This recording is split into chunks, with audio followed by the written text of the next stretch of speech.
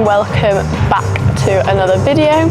So today I'm going to be taking you through one of my training days. Today is Friday, and Friday is always my glute and delt day. I feel like that's so bodybuilder coded, like glute and delt, two very specific things. So half upper, half legs. Quite a nice day, to be fair. I like my glute and delt day. So yeah, I'm going to take you guys through that, tell you a little bit about each exercise and go from there. So I've just stretched and I'm going to get going because I don't have too much time. I say that, I have 2 hours, but for me that's not much time because I live in this gym. But hey ho, so let's see what I'm starting with. So I always start by warming up my shoulders, and I do this seated lateral raise, and it's like a machine for it, you guys will see. I quite like using that just like an overall warm up, and then not on this day, but on my upper body day, I'll finish off doing dumbbell lateral raises as like a finisher, really hypertrophy. Get them delts growing, you know? Right, let's get going. So this is the machine that I use for my lateral raises, and I structure all of my workout sets in the same way, or near enough the same way. So I'll always start with a warm-up set, and I only do around like 3 or 4 reps, a little bit like, it's difficult with this one, I just do it on the lightest weight. I normally do it like a couple back from my top weight. So I do my warm-up set, and then I do my top set, working set, and then I do a back-off working set. Sometimes that back-off working set might be like more hypertrophy than normal, or like a drop set. It depends, but everything follows that structure. So I'm just gonna do my warm-up set now, just to get moving.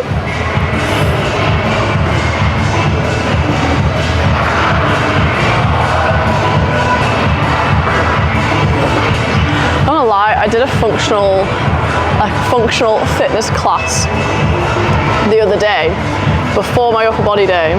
So this was on Tuesday. How many days ago is that? 3, 4, 3, 2 days ago. My shoulders still wreck. They wreck, like to the point where Tuesday night I was waking up in the night with shoulder DOMs. I don't think I've ever had that before, but I mean, I don't mind because it means I'm growing at least, so I'll take that. That's warm up done. Literally after that on the lightest one. Gonna make it to 9 kilograms. Oh, let's see if I fail, if I manage to get to 8 reps. Doubt it.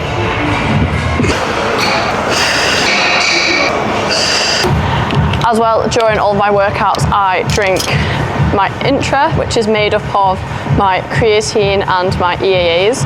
I've just bought a new kind of EAA, so this is a hydro EAA, so it's got more of a hydrating formula in it, as well as all of the essential amino acids. This one is from HR Labs, which I got on Full Bore Sports using the code HB if you want 10% off. So I recommend you guys go and have a look on there because they've got loads and loads of products. They don't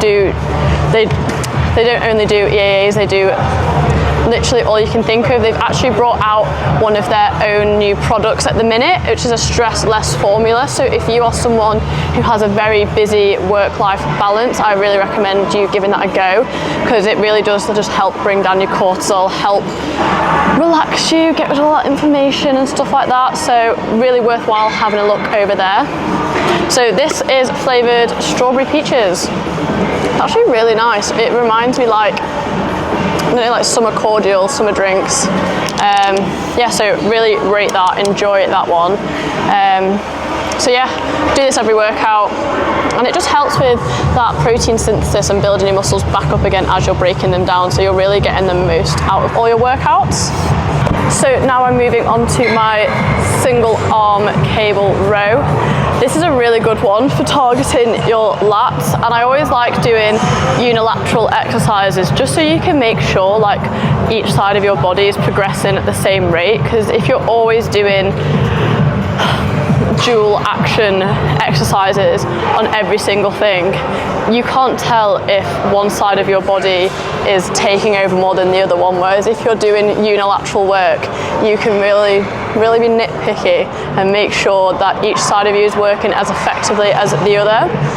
Now, this is a good one, but it's very easy to get your form wrong on it. So I'm just going to talk you guys through the form of it. So I always start with a bench and I bring it to the cable and I put it at about a 45-degree angle. Now, while you're doing this, you want to make sure that you're ever so slightly leaning forwards, and I mean slightly, probably about just here. We're not coming all the way down, but I don't want you leaning back and using your momentum to pull down into the lat. And as we're doing it, we are really thinking about dragging our elbow downwards and into the body. This is what really makes sure your lats are working and you're not using your mid to upper back. And you also want your hand slightly supinated, so that just means your palm turning upwards. Now, only a little bit. As you can see here, I've not got it all the way up, but we are about halfway, just to focus it on that lat. Now, this is my warm-up set, so I can talk you through it a bit.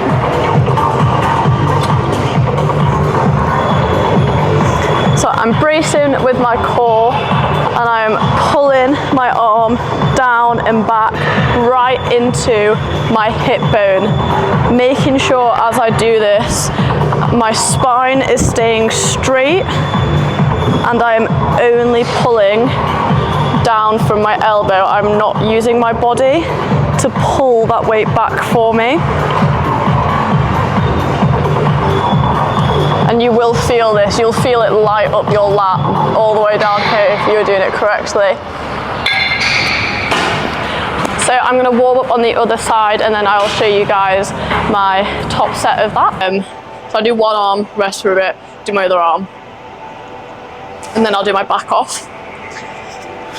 Whenever I do my top sets or even my back off, I always use grips because I don't want the reason that I fail to be down to my grip strength. It needs to be from my back muscle. So I use grips for a lot of things. Cables is one of them, just because you don't want your limiting factor to be your grip strength, if you really want to work that muscle to failure. So recommend getting a good pair of grips.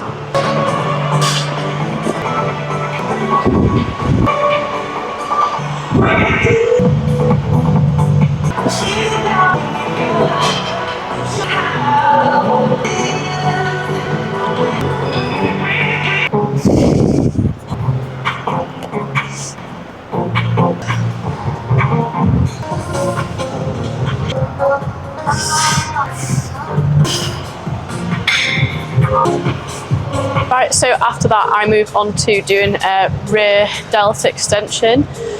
You used to do these on the cables, I now do them on the reverse pec deck, just because I was finding the cables jumped in increments that were a bit hard for me to structure my sets around. I wasn't failing within the rep ranges that I was wanting to, whereas if I do it on the pec deck I do. So just little things like that, same movement pathway, same muscle, different piece of equipment, but gets the job done. I usually have to stand up when I do these, so it's a bit awkward, but that's just because I'm short. So if I sit, my arm's up here, which then isn't hitting my rear delts. So I just have to stand a bit funny to get it to work, but that's fine. Same as always, warm up, top set, back off, and away we go. My delts are looking pretty pumped. That's not bad. It's a half an upper body day. Whew.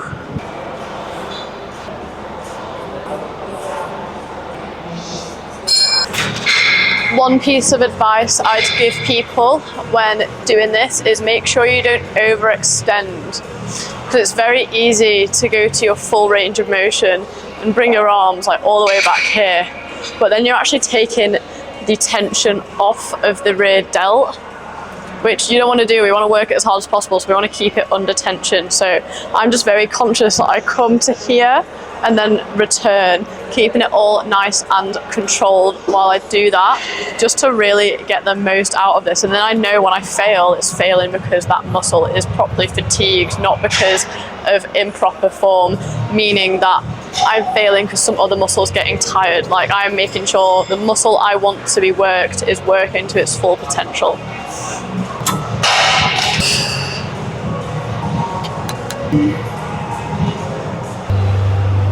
I also make sure when I'm doing my workouts, everything is tracked, all my weights and my rep ranges. So you can either do this using an app or in your notes app or on a little spreadsheet. Sometimes when coaches give you your plans, it'll have boxes where you can fill it in. I like to use an app just because I feel it's a bit more neat and tidy.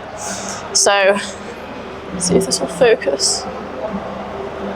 Please. There we go. This is called Rep Count.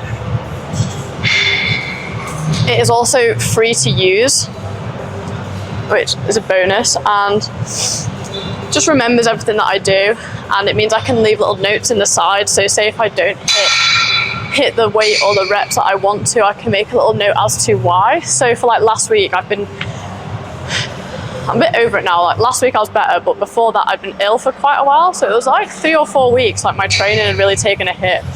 But I could put notes in there, so then like I knew why. Like it wasn't because I was losing strength, it's because my body was trying to recover from this illness. Yeah, so it's just a really good idea to make sure you're keeping on top of everything.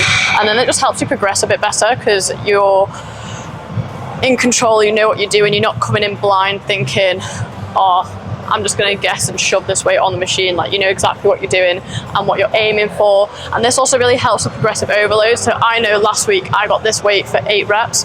So this week I'm coming in and I want it for 9 reps. And then as soon as I've hit that 12th rep or whatever the top of my rep range is, I'm increasing the weight.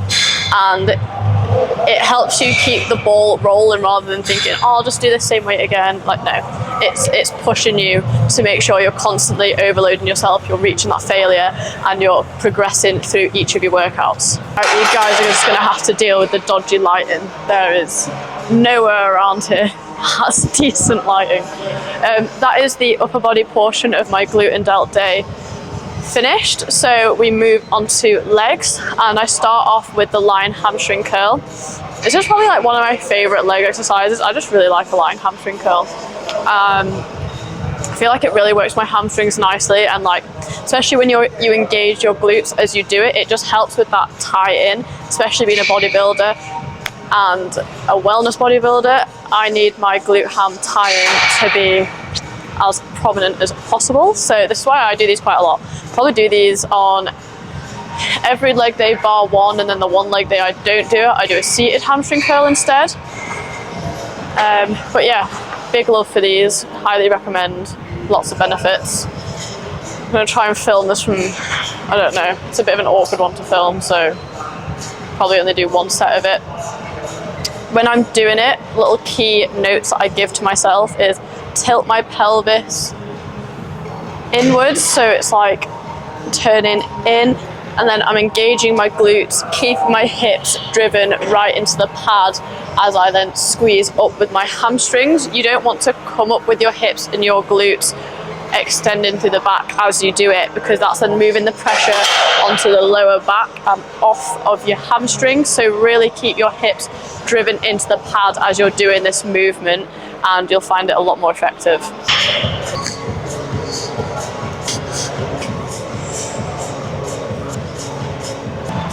Right, so moving on to doing hip thrusts after my lying hamstring curls. I feel like I've been on such a journey with my hip thrusts.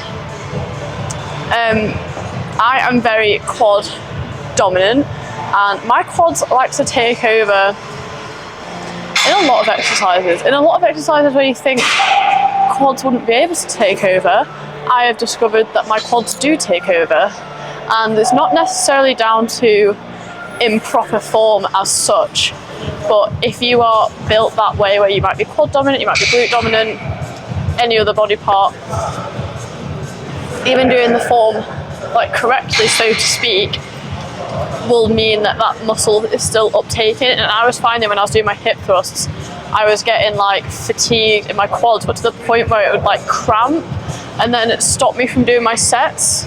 So my glutes weren't getting fatigued, but then my quads were getting fatigued and I wasn't wanting them to be fatigued. So it's just been like a whole thing. So I've really like taken a step back recently and stripped the weight back that I'm doing my hip thrusts with, and I've really focused on finding a form that fits for me. So what I've been doing recently, I've been having my feet further forward than I normally would, and I've been almost like, I probably don't round my spine, but I've been making it feel like I'm rounding my spine this way. So I'm like a little banana and not coming up as far as I normally would through the motion. I have to like stop and like really think about where I'm stopping, because I'm hypermobile, I can overextend quite a bit, and I think that's what was turning my quads on. So it has been feeling better recently. I'm still taking it slow before I build it back up, because I want to make sure when I am doing my heavier weights again, I don't go back to where I was.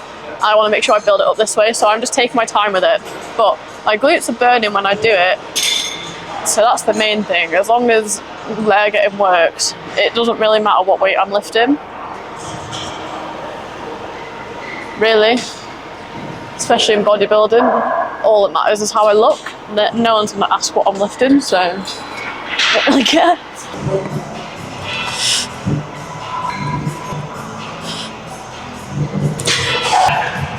I feel like you can see what I mean when I say I'm like hunching a bit more, but it works, and if it works, it works. So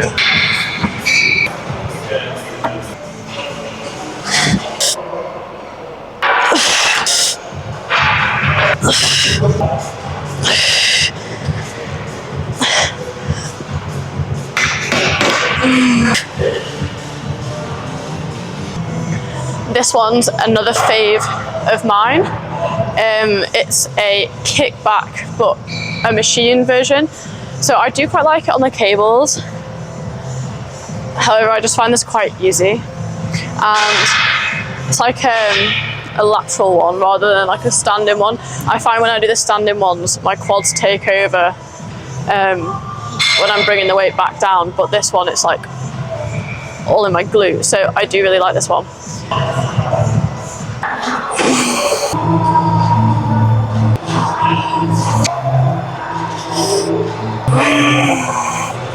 So the final exercise of today's workout is standing calf raise. You can either do these on a machine like I'm going to do, or you can do these on the Smith if you get a block and you stand on your tiptoes and you go up and down like that. I just find a machine easier, like the setup's just quicker. Yeah, don't sleep on your calves. They're quite a strong muscle group, so you might as well use them, give yourself a balanced look. I have pretty strong calves anyway from horse riding, so I just do like hypertrophy sets at the end of my workout, because they kind of get worked every time I ride, which is every day. So I don't really want mutant calves, but still need to train them all the same.